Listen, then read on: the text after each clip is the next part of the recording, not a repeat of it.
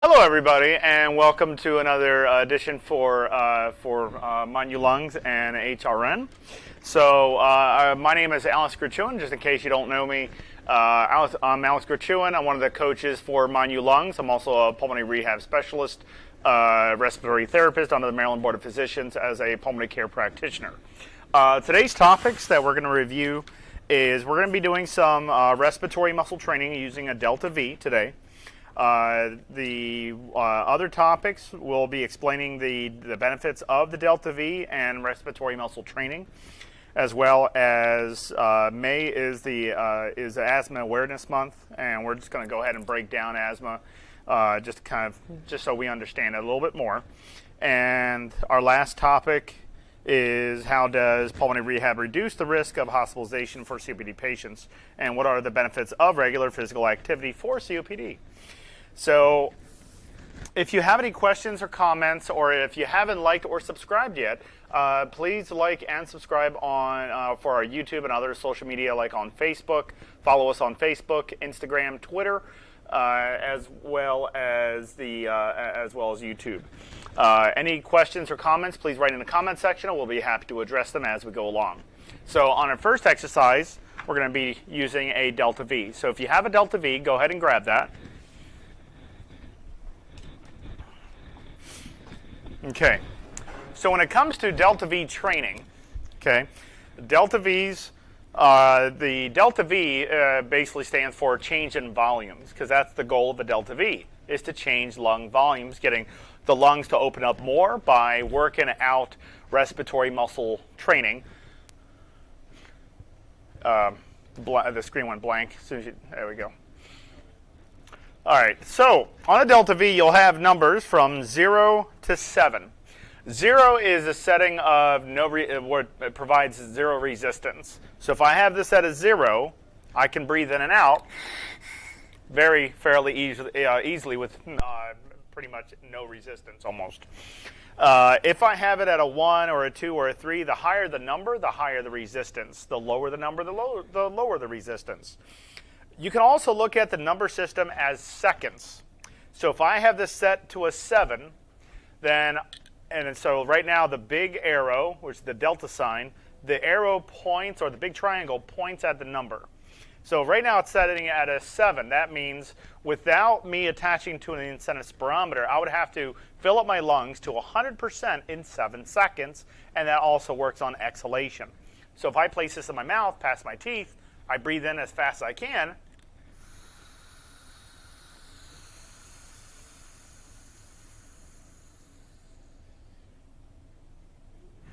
and that might have taken a little bit extra, maybe more like 8, 9 seconds. But I should have filled up my lungs to 100% in 7 seconds. That means a setting of 7 is too high for me. So if I attach this to an incentive spirometer, without using the seconds, all I would have to do is I attach this to an incentive spirometer, and that's what they're designed to do.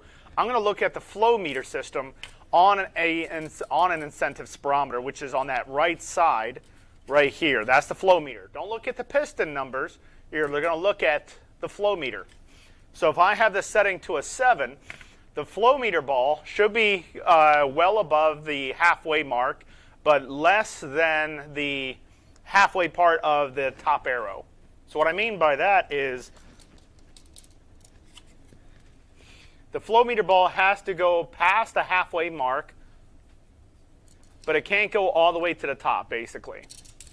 So let me show you. Let me show you here. This is to provide what type of setting do I need. So I'm trying to find out what setting do I need on my Delta V. So right now I have it at a 1. I can easily bring the flow meter ball all the way to the top. That means the weight is too light. Now let's say I have it moved to a 7.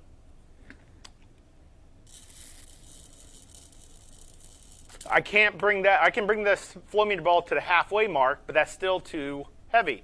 So meaning I can't bring it higher than that. And that means a setting of 7 is too heavy for me. So let me reduce this down, and let's go to a 5. Okay, 5 is still considered light, but still achievable. So it looks like my numbers might be a 5 and a 6.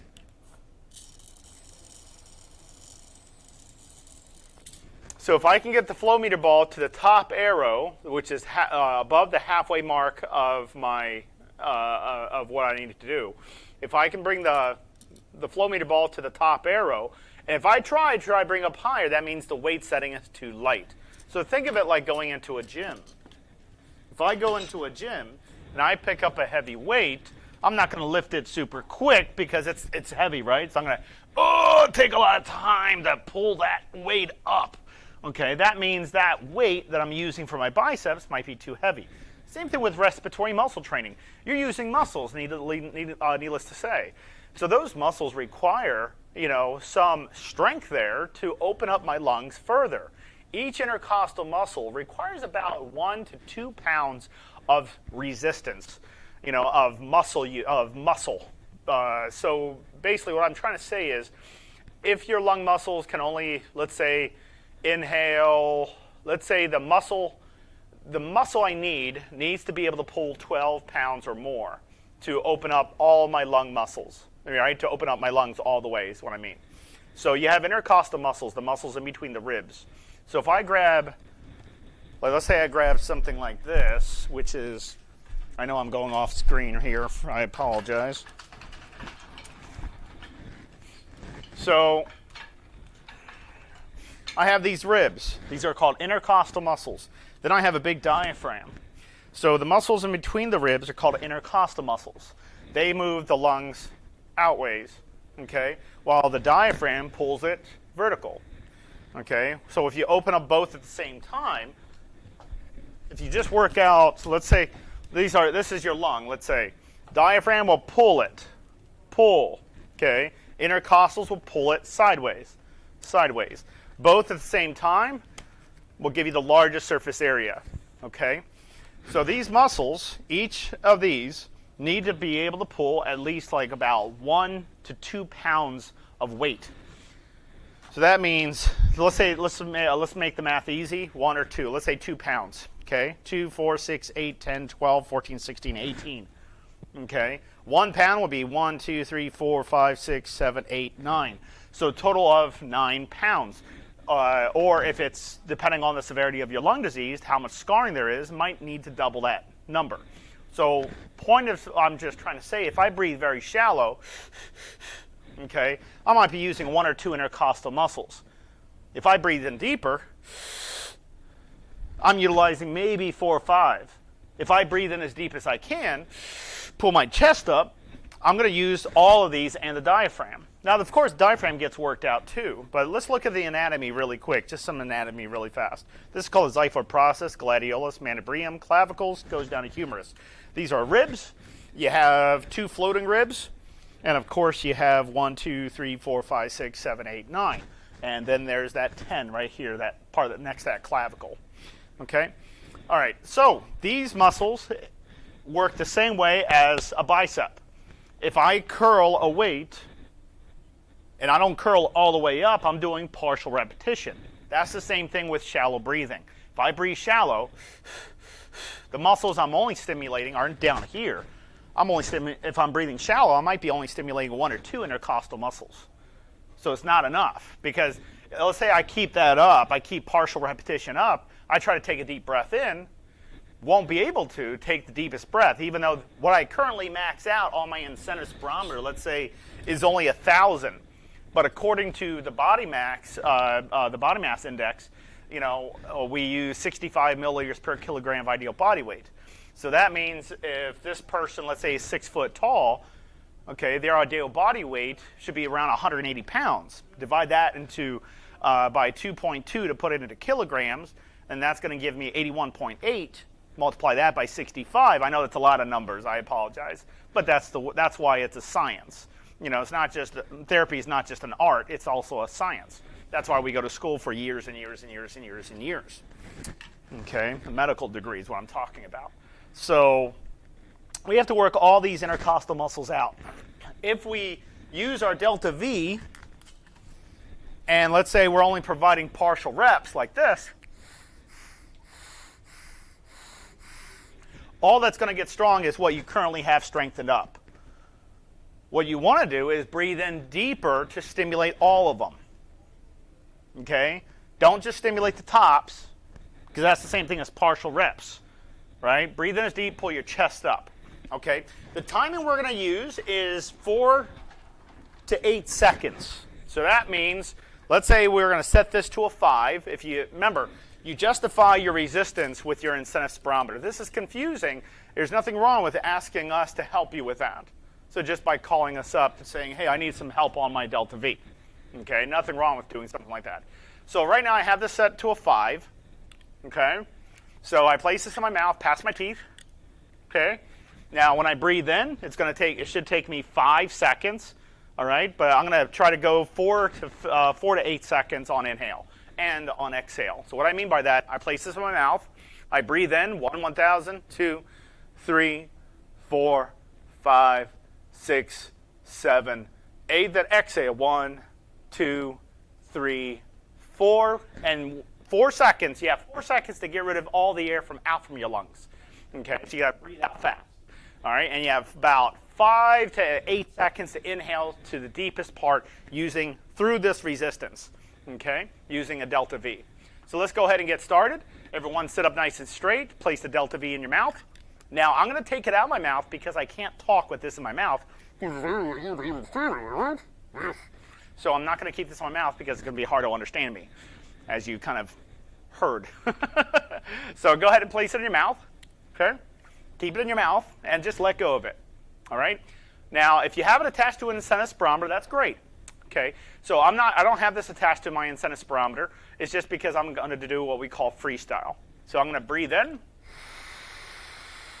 Okay, keep breathing in. Pull your chest up. Keep going. Pull, pull, pull, pull, pull, pull, pull, pull, and exhale all the way out. 1, 2, 3, 4. Try to come over a little bit. All right, breathe back in. 1,000, 2, 1,000, 3, 4, 5, 6, 7, 8. Now, you might find that when you inhale, and let's say it only took you 3 to 4 seconds to inhale to your deepest, I want you to keep trying to add more air in. Don't hold your breath. See, if I did something like this, and I'm just waiting for the timing to be depleted, to cycle through the next, okay, if I hold my breath, I'm relaxing all the muscles. So don't hold the breath to your max.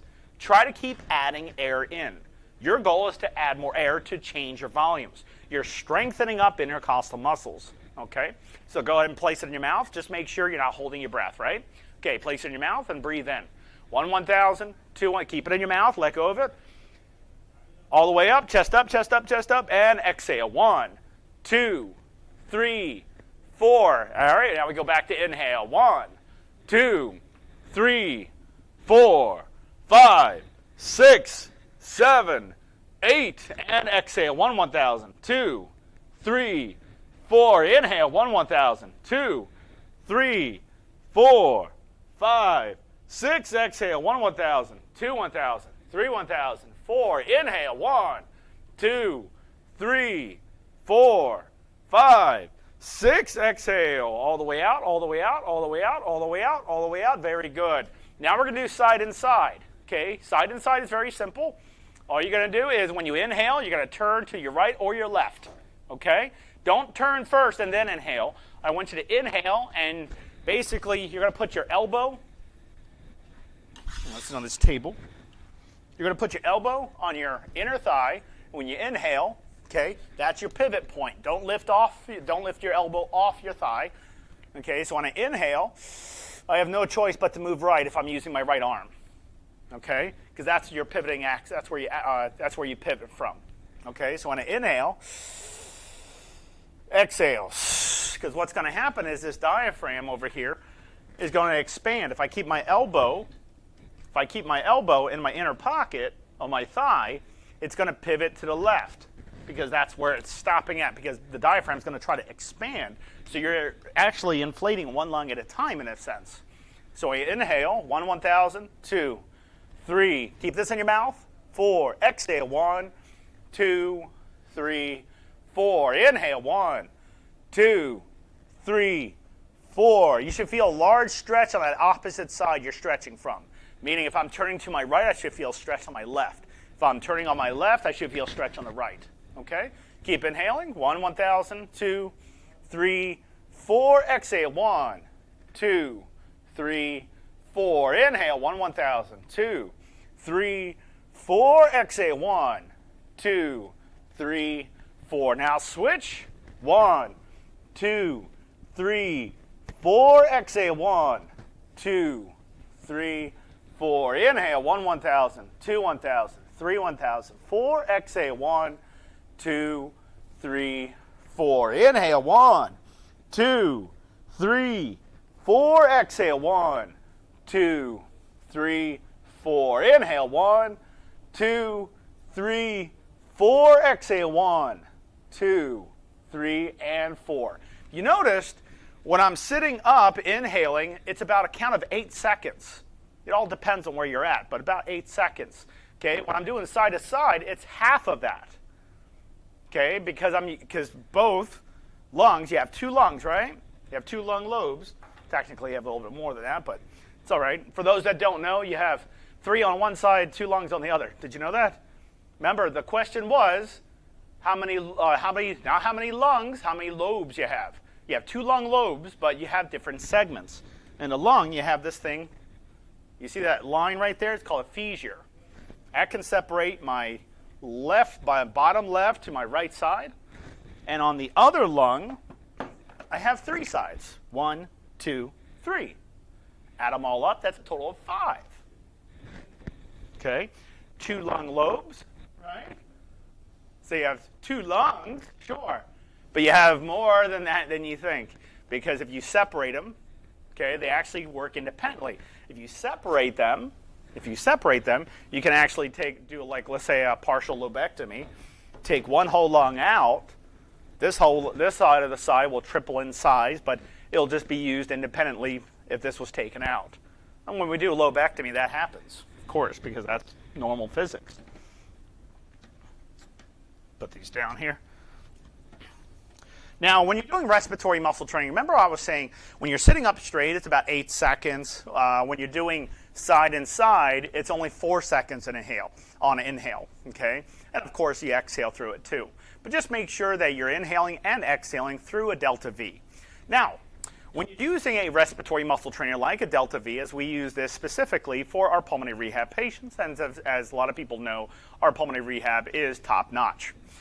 Now, when you're doing respiratory muscle training, you might get a little sore. If you do get sore around your midsection, make sure you're eating plenty of protein and you have plenty of calories in you, okay? Consult with your dietitian anytime you feel necessary or your healthcare provider before doing any of the exercises, as sometimes they can be contraindicated depending on the different types of diseases and things like that.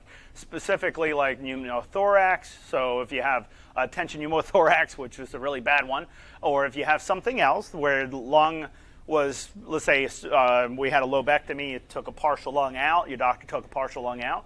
Okay, so consult with your healthcare provider before starting any of the exercises. But if you get sore, it's always a good idea to stretch those muscles out. Now, how do you stretch out a lung muscle? How you stretch it out is actually quite simple. So a lot of people don't know this. A lot of healthcare providers also don't know this. Okay, I specialize in pulmonary rehabilitation. I've won many, many, many awards, as people know me very well with. I've won a lot of national and a global award as being one of the top ones out there. So I'm at that Alex Grichuhin. I'm that coach, right? Okay, but needless to say, I'm a respiratory care practitioner. When I'm doing these exercises, okay, like I said, sometimes we'll get sore around our midsection. Make sure you eat plenty of protein, because I'd rather you stay sore for a couple days versus a few weeks. All right. Now, to provide a stretch is quite simple, like I stated. What I'm going to do is I'm going to inhale to my deepest part of my breath. So I'm going to inhale as deep as I can, filling up my lungs to 100%. Then I'm going to hold my breath at that point. I'm going to pivot. I'm going to put my elbow. I'm going to show you this before we do it together. I'm going to pivot. I'm going to put my elbow on my inner thigh. The therapy that we're doing is a lung stretch, but specifically it's called hyperinflation therapy. Okay, so I'm hyperinflating my lungs, stretching them out. Okay, so what I'm going to do is I'm going to inhale as deep as I can, hold it, and then I'm going to pivot. Try to turn 90 degrees, and I'm going to hold that position for about 3 seconds. Then exhale. Then I'm going to pivot to the left side. okay, or my left side. Here we go. Hold. And what I'm doing is I'm transferring all the pressure on my left lung as I pivot to the left. I'm transferring all the pressure to my right lung. And I'm going to feel a very large stretch on those intercostal spaces. If you're not feeling that stretch, then you might have not breathed in as deep as you could have. Okay, you might want to fill up your lungs a little bit more than that. So remember, I breathe in deep, hold. My hold time is 3 seconds on each side. You might feel a little lightheaded and a little dizzy. If that's the case, please slow it down. And don't forget to consult with your physician or healthcare provider before starting any of the exercises. Okay? And these exercises are also found on mynewlungs.com. And of course, we do it on HRN, as this type of therapy is approved to work and is very successful. Now, hey Alex, would you feel comfortable answering some questions? I would love questions. So, because that's how we learn better. Michelle and Natalie, I'll get to your question later, because that, I think, is a very important question about breathing with anxiety. But Diane has a question of, does the Delta V help after having pneumonia? If I could read, that'd be a miracle. Of course, the Delta V works on all diseases. It's a respiratory muscle trainer. So when you have pneumonia, it's a great question. When you have pneumonia, you get a lot of scarring. So with that scarring, it might make it trouble to breathe. Like it feels like there's an elephant on your chest. So when you breathe in and you have a lot of scarring, it might be very difficult to breathe in because you're adding a lot of resistance. Because that muscle, those muscles, the intercostal muscle and diaphragm, might not be strong enough to open up the lungs fully because of the scarring problem, because that problem with the scarring. With the respiratory muscle training and lung exercises, you'll hit the nail right on the head every single time. You know, this is something we've seen, especially with pulmonary fibrosis patients, people with bronchiectasis, bronchitis, cystic fibrosis, any type of scarring type of disease to any obstructive disease. This device actually works very, very well. But remember, this is not a pill. Okay, you got to do the work, right? You don't just do it 1 or 2 times. It should be done around 6 times a day, 10 minutes each. I hope that answered that question. But yes, it will help with pneumonia or any, and I do mean any, lung disease. Diane says thanks. Of course. Yes. Tony or Tani, I'm sorry if I'm mispronouncing your name, has actually a question that is also related to one that I have. Sure. Which her question is, doesn't the breather do the same thing? And my question is, how is Delta V different from the breather? Okay, so a breather, let me grab a breather.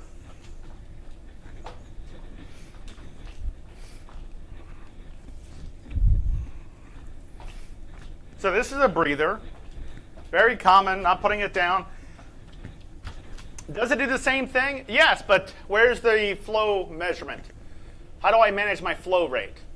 Because if I have this set to the highest on inhale, which is a 6, exhale is a 5. We used to use these in our therapy program, but we stopped using them because they were not doing the job that we wanted done.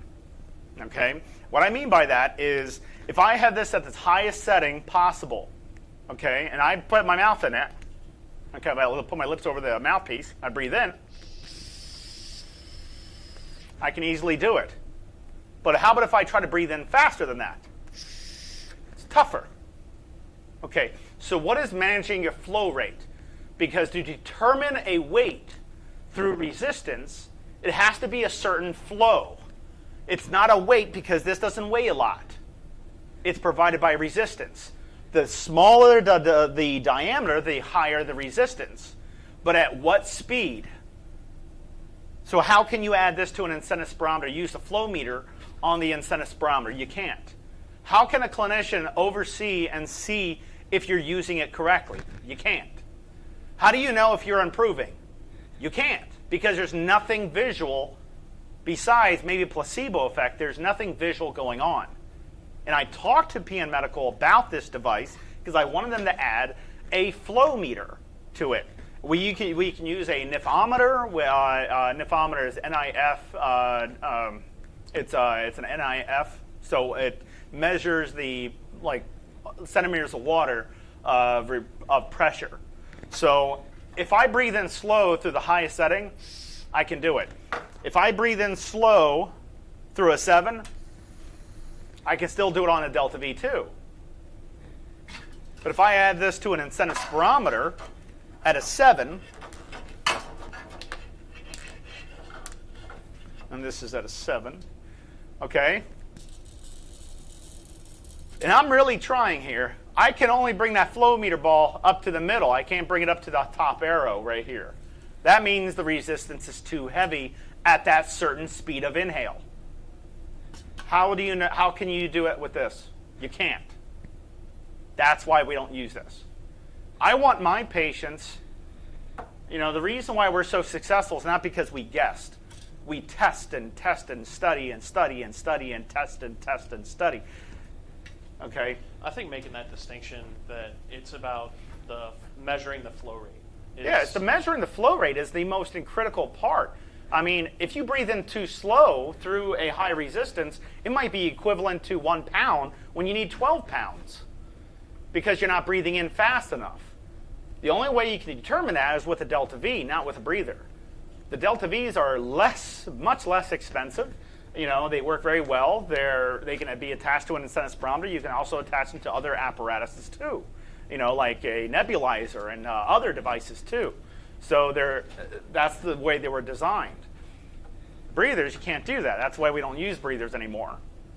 Okay? If the breather was done correctly, then yes, it would be very successful, just like the delta V. The only reason why a lot of the hospitals, especially over in Oregon, a lot of hospital systems use the delta V exclusively for the patients because they want to see improvements. They want to see that it's not a placebo. They want to see that it actually works for their patients. And the only way to see that is to see improvements. When somebody is using a delta V on an incentive spirometer, the clinician on the other side viewing it can literally see if the person's inspiratory capacity is being increased. That also means with a higher surface area in the lungs, you have a much higher what? FEV1 score. It's what you wanted, right? You want a higher lung function score, don't you? You don't want to stay at end stage. You want to bring it up. And of course that does that, but it takes a lot of work. 6 times a day, 10 minutes each. Now I talked to the scientist that, she's a scientist. So she works with PN Medical with Mark Krabani. He's the CEO of PN Medical. And I asked them about the flow meter. And they said there is no flow meter attached to it because it's very costly. So we went ahead and found out the delta V can be attached to an incentive spirometer because it's what's supposed to be done for it to be used correctly. That's why we use the delta V, not the breathers anymore. We used to use the breathers, but we didn't see such a higher outcome. When we switched it to a delta V, we saw a much higher outcome. When other clinicians started using it, they saw a higher outcome. So they stopped using breathers in their facilities and started using delta Vs for that reason. It's not something we persuaded them. They saw it with evidence, and that's what you want. You want good data and you want good evidence that shows and proves that this does a much better job because you're managing your flow rate. You can't do that with a breather. I hope that answers that question. Oh, I think that answers it quite a bit. Good. So we have some questions about the numbers on the delta V. Pamela has one of, she says 7 feels a lot stronger than 6. Which setting is okay? Well, remember, you justify that. I just went over that. Right, and that transitions into my next question of when is a good time to move the number up? Like, how do you know when is good for you? It's just like working out. Let's say I go to a gym, I'm doing bench presses, okay? And let's just pretend I did, let's make the math easy and say it was 100 pounds. I'm benching 100 pounds. If I can go past 12 repetitions, continuously, then I can increase the weight. If I can only do one rep, then obviously I'm going to stick with that weight. So it's no different than... It's no different from working out. It's a muscle. You're working. This is a muscle. These are muscles, and of course the ribs are bones. But yeah, they're muscles. So you work them the same way as you work any other muscle out. We just tend to neglect those muscles because When you go into a gym, there is nothing like that available. When you go into facilities and other pulmonary rehabs, a lot of places don't even have respiratory muscle trainers.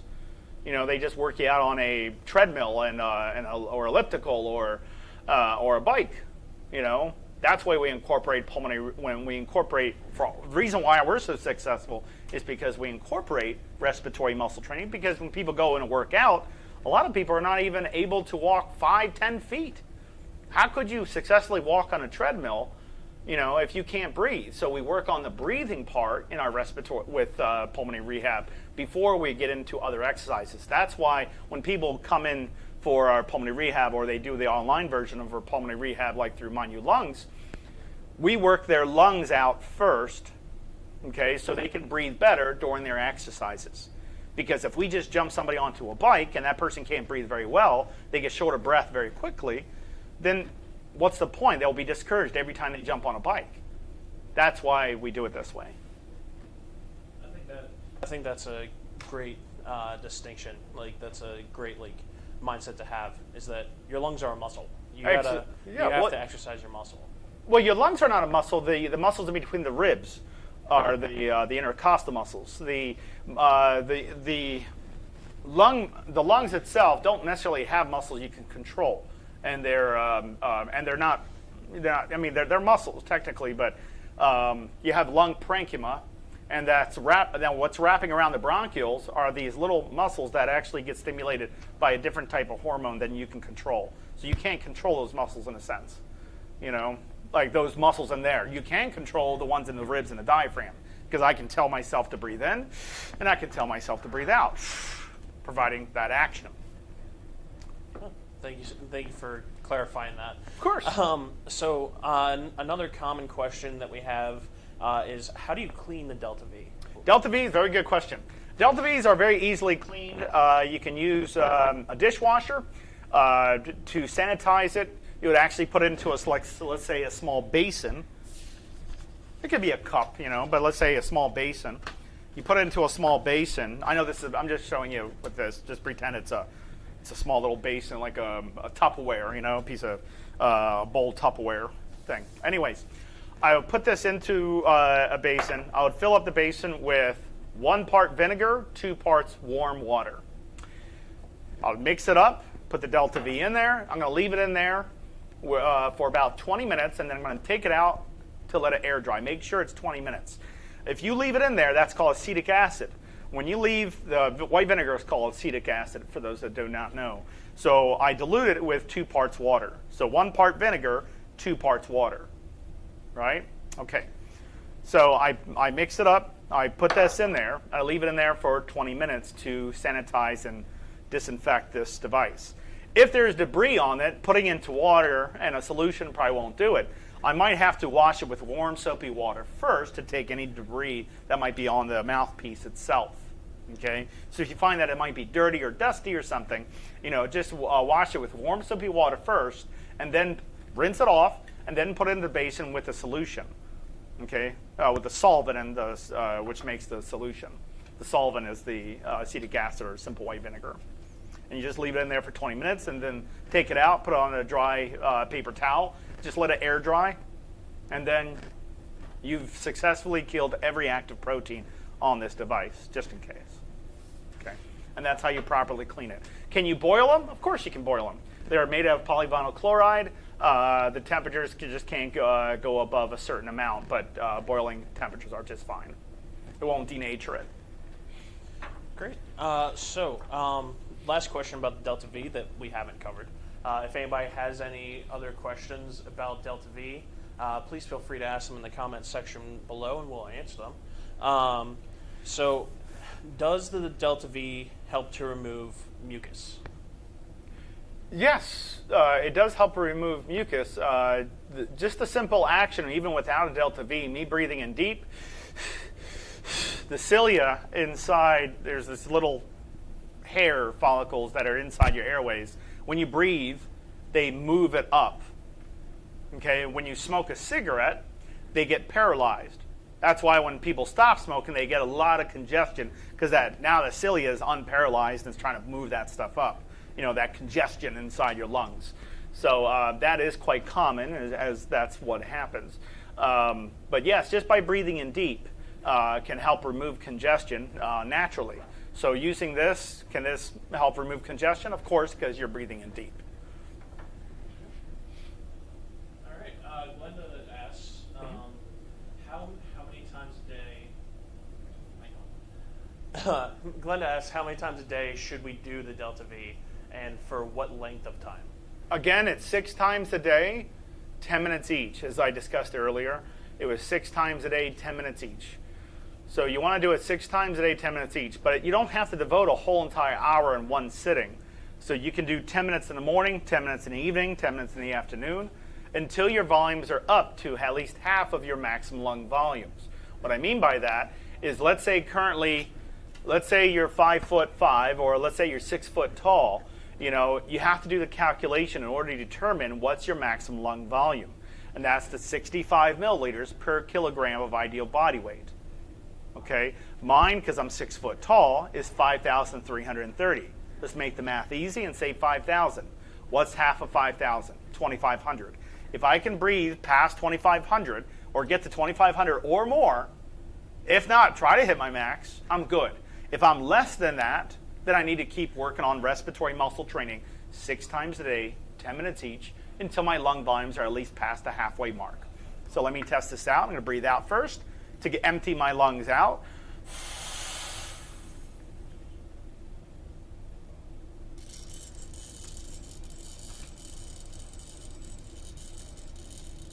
Obviously, I'm past that. I could have breathed in deeper, but obviously I'm past the halfway mark, so my lungs are good. Okay. If they're not above the halfway mark, then I need to keep doing respiratory muscle training until my lungs are strong enough to inhale deeper. Okay, that's my lungs opening up. All right. And then we have Tony, who is asking, does the delta V come with the spirometer, or do you buy that separately? No, they're separate.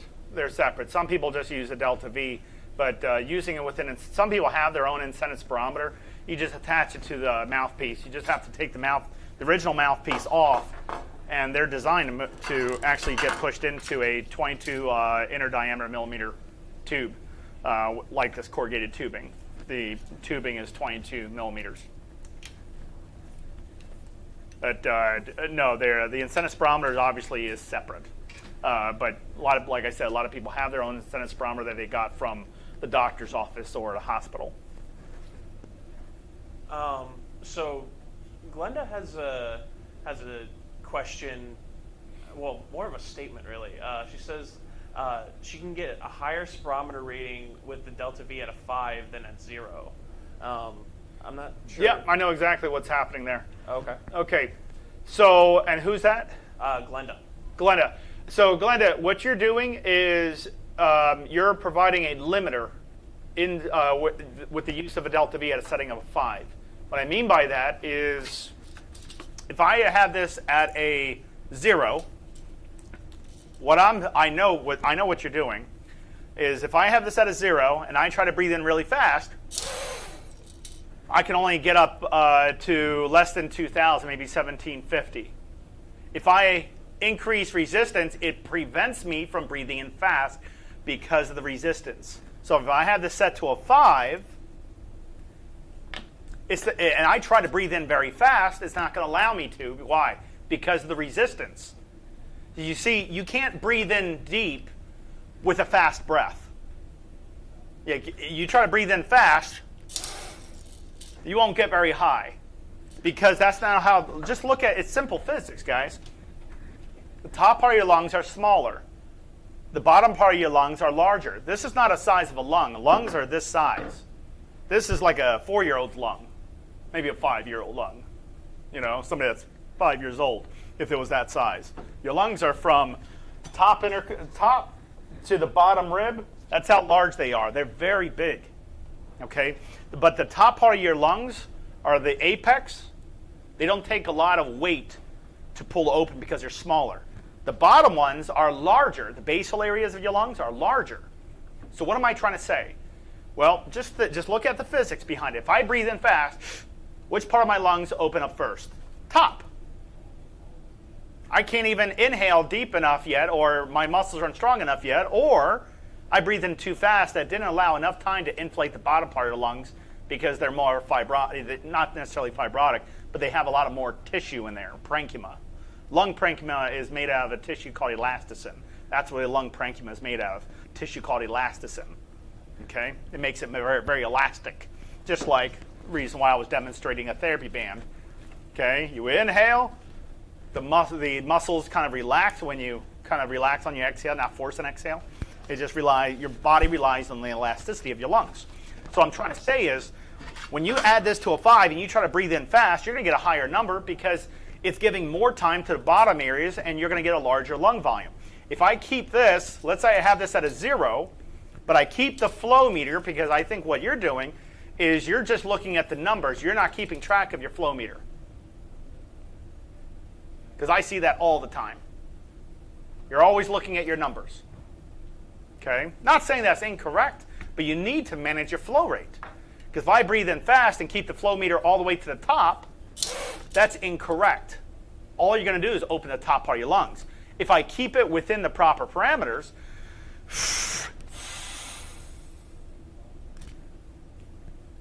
this is at a 0.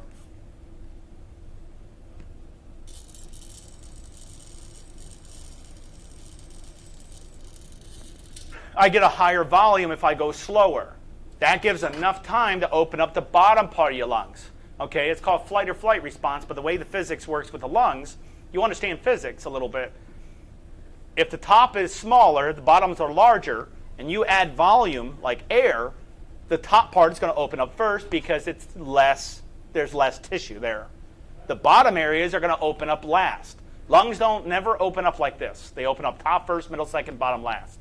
So it's like this in actual motion. That's how the lungs inflate.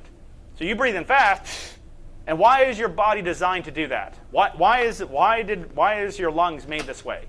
Because when you're running from something, let's say a lion, and you're running really, really fast, you want to breathe fast. So only the top part of your lungs is going to inflate. Okay, so if I'm running fast, I'm breathing with my run, only the top part of my lung muscle is going to open up, not my bottoms. Okay? If I slow down or stop and breathe in really deep, it takes more time. Look at how many seconds it takes you to breathe in. That's the best way I can answer that question. I hope that I clarified that very carefully. But, yeah. I think you did. I hope you understand what I'm talking about. And remember, it's hard to be your own clinician. That's why we go to school for years and years and years and years and get degrees and pass our board exams and everything like that. We can't just give you 30 minutes of introductory of how to fix your lungs up. You need somebody who is a scientist. You need somebody who specializes in pulmonary rehabilitation. You need somebody who just has great outcomes. That's the person you want, you know. There are good respiratory therapists. There are bad respiratory therapists. There are good doctors or bad doctors. There are good nurses, bad nurses. Good physical therapists, bad physical therapists. You know, what do you call a doctor that graduated from college with a D? A doctor. Okay, so all I'm just trying to say is, you want to adhere to the educational aspects of how to do something properly, or else you might be doing it wrong for a very long time and not getting the outcomes that you want, or the success that you want. So doing it exactly how the clinician's showing you, like me, will give you the best results. So Lisa has a question. Yes. And I'm not sure how to no problem. say this properly, so go ahead. Bear with me. Sure. Will the delta V help with distant BS, prolonged E phase? She's not sure what that means, but her pulmonologist keeps writing it. Can you repeat that? Will the delta V help with distant BS? Okay, it's diminished breath sounds. Okay. That's BS. And then it's not BS, but that's breath sounds. Oh my gosh. BS stands for something else too, but we're not going to say that on air. This is a PG show, Alex. That's why I didn't say it. Prolonged E phase. All right, prolonged E phase is where a FEV is taking longer to exhale. So that means there's a lot of trapped air inside your lungs. So what happens when you stretch something out? Let's say you take a balloon and you inflate a balloon to its max. Okay, and let's say you leave it inflated for, let's say, 2-3 days.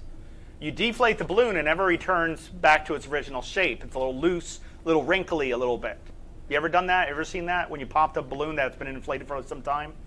So that's called hyperinflation therapy. What you're doing is you're taking an airway. Let's say this is the airway. There's a pinch somewhere because of the damage.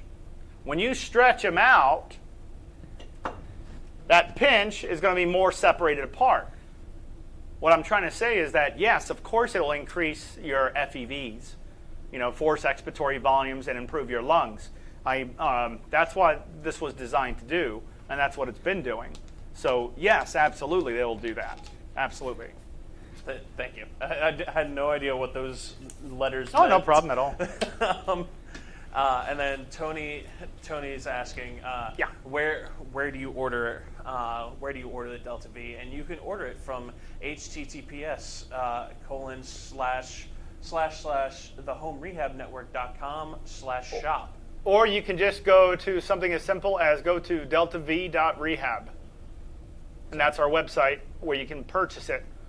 I will gladly put those in the comment section for you, Tony, so that you can just click on those links. Yeah, no problem at all. So Diane says that was great. She tried doing exactly what you said and went from 1,500 to 1,700. So that's definitely an improvement. Congratulations. And so, not bad for a little bit. Imagine if you were in the program for 3 months with everyone else. You can see why we're very successful. Just a little bit of information goes a long ways, but when you get constant help, you get a lot better outcomes, of course. So congratulations and thank you very much for the compliment. I look at it as a compliment. So, not bad for the coach, huh? Yeah, I mean, it's almost like you earned the title. So, do you want to move on to another question that isn't necessarily related to Delta V? But sure. Michelle asked it, and Natalie said she seconds this question. Sure. So Michelle says, what is the best thing to do for anxiety? When I have an appointment or I need to go somewhere, my anxiety is really high and it feels like I can't breathe. Any solutions for this? Absolutely. So anxiety, unfortunately, but fortunately, it's more of a mental problem than it is a physical problem. So you have to associate whatever you do in a mental level, in a sense. Okay? And what I mean by that is, let's use this for instance, okay? Let's use this for instance. Let's say you're at the stairs, and let's say you're anxious about going up these stairs because last time you went up those stairs, you got very out of breath and you felt like you were about to pass out, okay? So what is triggering your anxiety, or for that person's anxiety? When they reach the top of the stairs. Top of the stairs. That's what's triggering it. It's not the one step that go up the stairs of 14. It's that top of the stairs. So let's say there's 14 steps to the top of the stairs, and somebody's trying to overcome anxiety about those stairs. So they have to focus this on a mental level than a physical level. Okay, even though it's going to be a little physical, but it's more of a mental problem. So what I would do as a clinician, I would actually train the person to go up like 1 or 2 steps. So let's say somebody's at the staircase, okay? I say, go up the stairs. No, last time I went up these stairs, last time I did 14 steps, I nearly passed out. I said, no problem. I want you to go up 1 or 2. Well, 1 or 2 is not going to do anything, Alex. I was like, I understand that. Just let me be the coach. No worries, okay? So the person goes up 1 or 2 steps, and I say, are you out of breath? No. All right, we'll come back down. 1 or 2 doesn't do anything. It's the top of the stairs. I know, right? All right, then let's do it again. Say, climb another 2 steps. That's total 4 altogether right now. Come back down. Alex, that doesn't do anything. It's the top of the stairs that makes me want to pass out. I said, no problem. Keep going up. So he goes up, comes back down, comes back up, comes back down. He does that 7 times of 2 steps, which equals 14. He's actually took his mind off the top of the stairs because his anxiety isn't triggered by 1 or 2 steps. It's triggered by the 14th maybe the 10th step. Okay? So if that person works out at a more comfortable level, working out with 1 or 2 steps first, and that feels like nothing, and did a total of 14, well, you just literally climbed 14 steps. And that didn't trigger the anxiety. That's focusing it on a mental level than a physical level. Does that make sense? Yeah, that makes sense. Good. Sorry, I'm reading Glenda's question. So when you're, so Michelle, when you're trying to overcome anxiety, first off, you got to write down. It's always good to write these down. I kind of what we call brain dumping. I kind of do what we call brain dumping. Is anything in my head, I'll just write down every single thing, even if it's inconsequential to a topic that I'm trying to discover. Whatever's in my head, I'll brain dump it. I'll just dump it all on paper so I can see all the cards on the table, in a sense. Okay. Then I'll see what is causing my anxiety. Let's see. Let's say I got to feed my dog. I got to do this. I got to do that. I see. Oh, okay. There's a ton of things. Maybe that's causing anxiety. But first thing to overcome anxiety, what's triggering it? You got to find what's triggering your anxiety. What makes you start to breathe heavy? Is it a doctor's appointment? Well, that's realistic, because if it's a doctor's appointment, then you might be unsure of what your doctor is going to say to you, and that's going to trigger anxiety, because last time you went to your doctor gave you maybe, let's say, 6 months to live. Let's say you had end-stage COPD, or you had this problem and that problem, and your prognosis is really bad. Well, of course, the next time you went to that doctor, you're going to remember what that doctor said to you last time, and your anxiety is going to get triggered. So to lessen the anxiety on something like that, have your doctor do something very simple. Ask your doctor exactly a brief summary of what you're going to talk about. Okay, when you approach, just take it step by step. But you have to understand that that's what doctors aren't meant to cause anxiety, but that does happen. Because when a doctor tells you something you don't want to hear, it makes you feel down, and you don't want to hear it again. So you don't want to return back to your doctor because of that, and I don't blame you. But what's causing the anxiety, you have to understand that if you're promoting good lung health by doing the proper respiratory muscle training exercise, eating properly, then your outcomes should always be great, and your doctor should be saying great things. That should be lessening your anxiety. If you stay still and do nothing because you feel like you can't, which is an excuse. Sorry, guys. That's a fact. There's always an excuse not to do something. Okay? If you're promoting good lung health by doing your proper pulmonary rehab exercises, and you do it religiously, by the time you reach your doctor, okay, for your next doctor's appointment, your doctor should be saying great things about what you're going through, unless what you're doing is incorrect, because you try to do it by yourself by looking up videos that don't really help you as much, let's say, versus a program that actually works. Such as My New Lungs or like My New Lungs is very orchestrated. It's there's a lot of repetitive videos, but they're meant to be that way. But yes, My New Lungs works. Any other questions?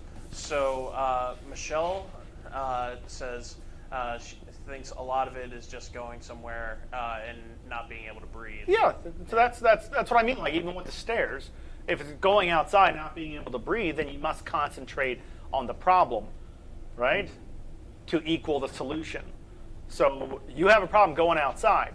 You have a problem going out because you get out of breath. Well, what's causing it now?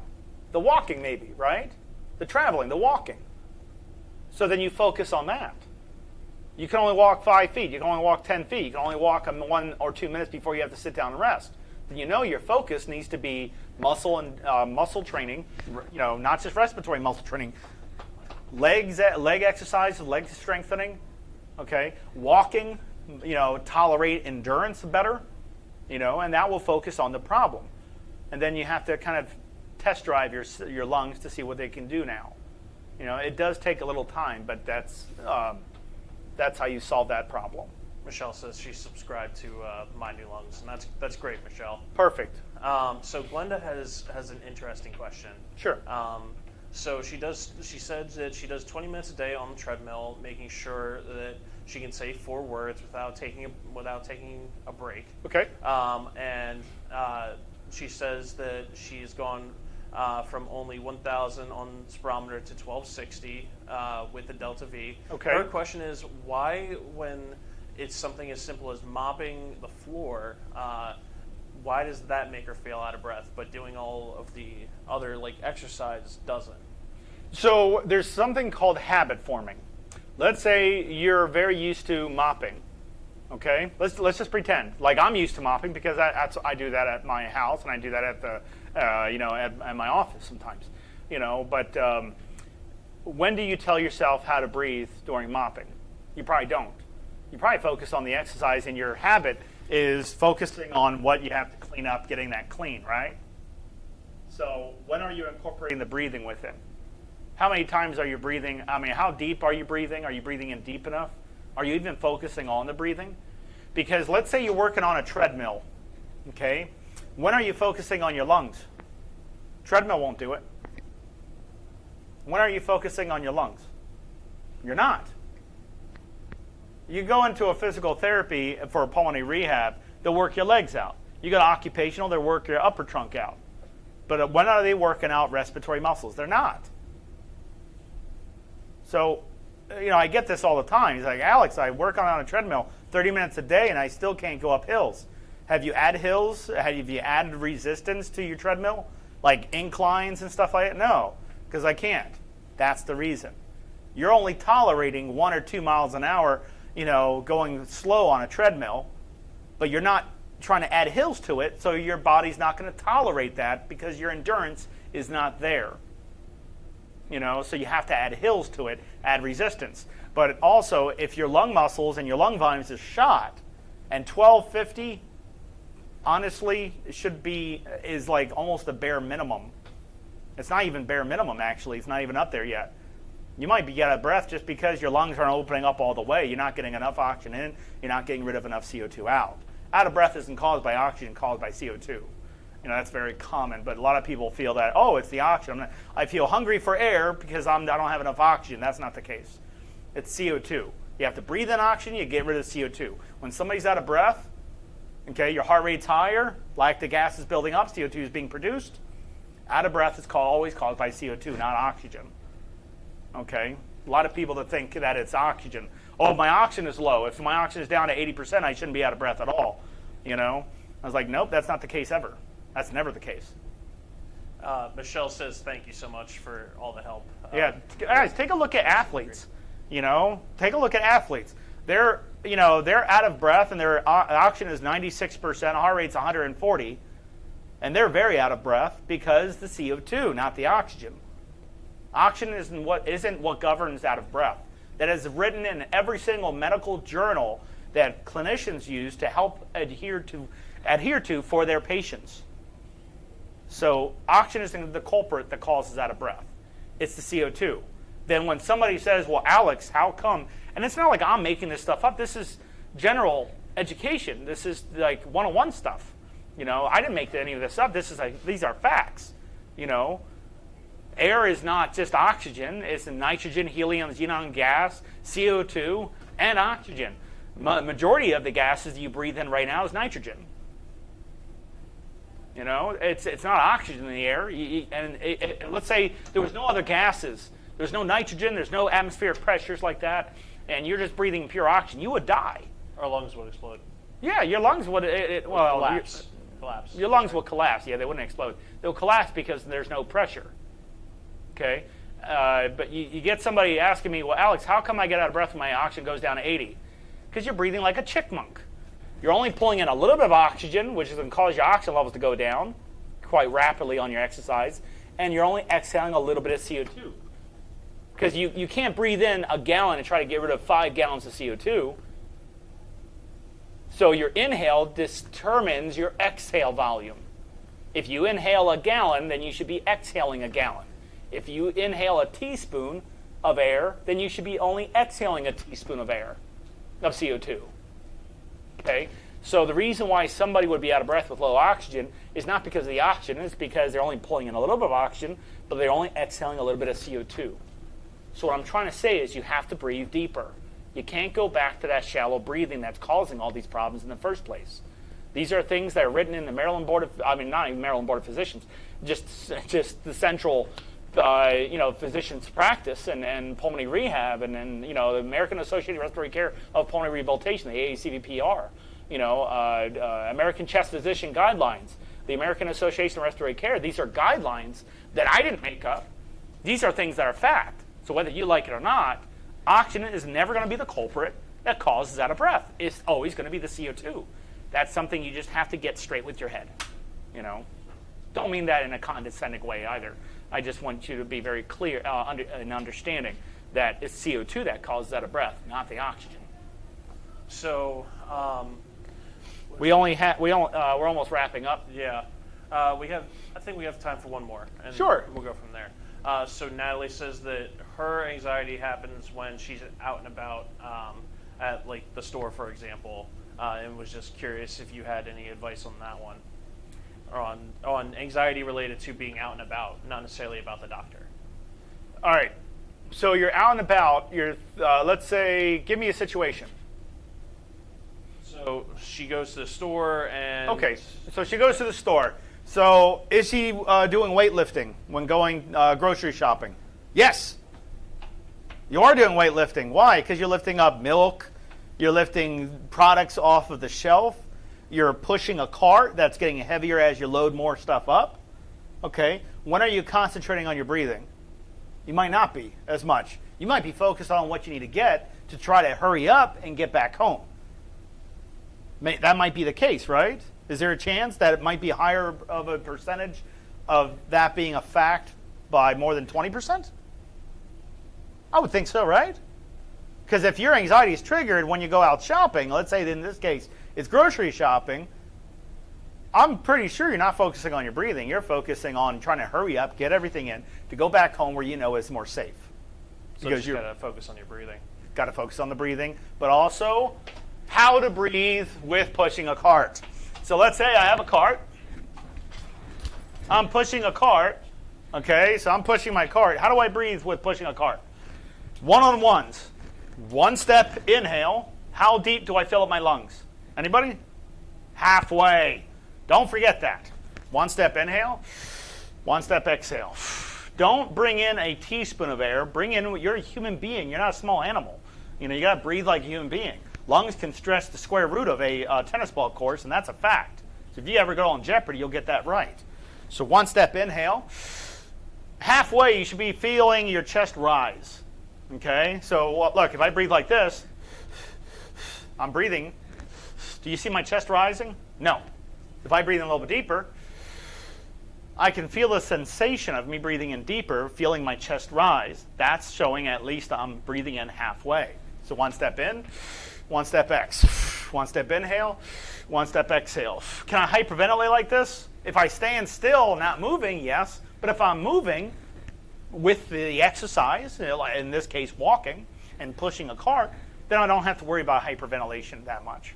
Okay? If you start feeling lightheaded, just slow it down. So inhale, exhale. This case, your breathing wouldn't be the wouldn't be the ones that's compromised. What might be compromised is the fact that you might have weak legs. And weak legs, those muscles takes 3 times more energy, more oxygen to make them work than a strong muscle. So the answer is to keep focusing on your breathing and keep exercise and make sure that you're exercising regularly. Absolutely. Make sure you're going between from your maximum heart rate, which is determined by 220 minus your age. You want to stay at 40 to 80% of your maximum heart rate during any activity or exercises. So if I'm 85 years old, 220 minus 85 is 135. I take 135 multiplied by 0.4 or 40%, and that's going to give me 54. And then 135 times 0.8 is going to give me 107. Now I know as an 85-year-old, I need to stay at 54 to 107 beats per minute during any exercise. If my heart rate goes up higher than that, then I know the higher the heart rate, the higher the CO2. I must ventilate better. So you want to do more self-assessments when you are out and about, just to determine if you're okay. Because remember, how much does the brain consume at rest? Does anybody know? 30%. So if you do me a big favor, everybody right now that's watching me, take a deep breath in right now. Smell the roses, put out the fire. That one breath you just took, 30% of that oxygen was just consumed by your brain. 20% was just consumed by your heart. That's 50% of every breath you've ever taken ever since you were born went to those main organs. If you have anxiety, Your brain is might not be consuming 30%. It might be consuming 60, 70%. And remember what I was saying, oxygen is the culprit that causes out of breath. It's CO2. But if the brain needs a cup of oxygen, then a cup of CO2 is going to be produced. Make sense? Yeah, that makes perfect sense. Good. So as we're walking, make sure that you're self-assessing yourself. Do talk test. Reassure yourself that you're okay. Understanding that you're okay doesn't trigger anxiety because you're fully aware of you know the information. Okay, I can talk more than 4 words, or more than 3 words, but 4 words, I'm okay.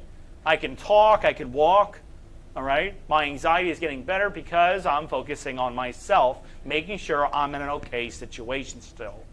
And either I can continue or I might have to stop and rest, okay?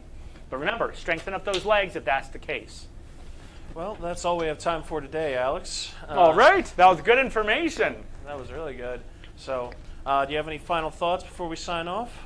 I don't have any final thoughts, but on asthma, just on asthma triggering, asthma is going to, especially with the pollen levels going up quite a bit, there's nothing wrong with obviously going to an allergist to find out what you're allergic to, and then finding out with just a simple weather channel and look at the air quality and see how bad it is. Because if there is a lot of pollen or smoke exposure from a fire that's from afar, it might cause some problems as you walk around or about, especially even like driving. In that case, you just want to be well prepared before venturing out. That could compromise your breathing a little bit and your well-being. I hope that explains a lot. I hope everyone participated, and please join us for our next session, which will be on Tuesday. Okay.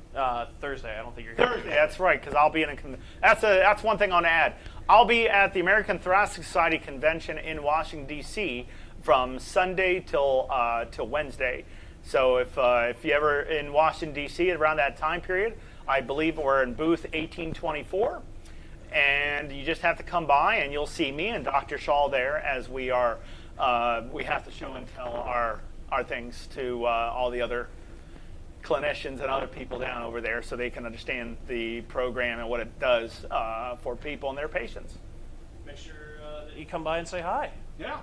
So, all right. Well, that's all we have time for today. Remember to like and subscribe, and thank you all so much for showing up today. Yes. Thank you very much, everybody. See you guys.